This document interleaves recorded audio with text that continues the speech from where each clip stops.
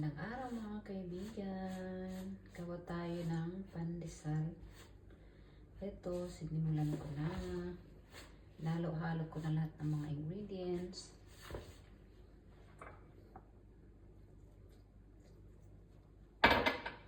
Tingnan natin kung anong kakalabasan mamaya.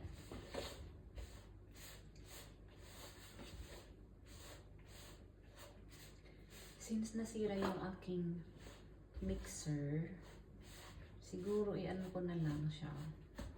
Kamay-kamayin.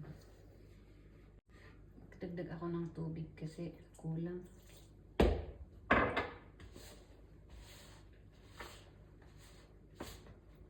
Ayan siya, oh.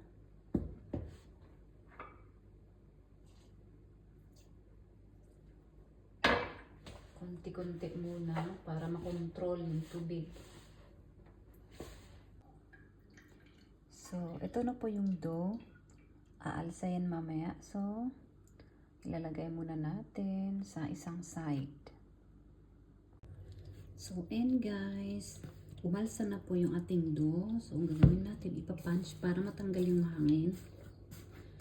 Tapos, i-divide natin ito ng maliliit na piraso para magdoble ulit yung size. Yung size na ng pandesal. So, ayan na.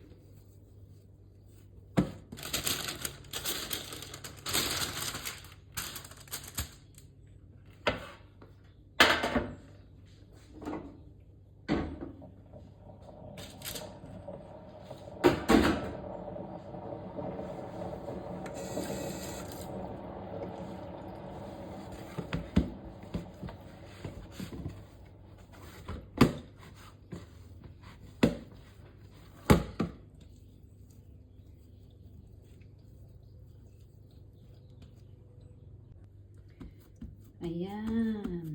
Ito po siya. Hati-hatiin ko na lang.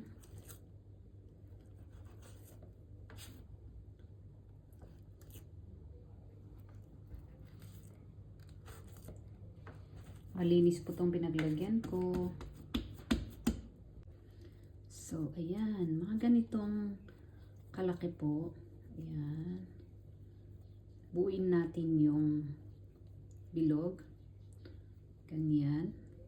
Tapos, ididip natin sa breadcrumb. Yun.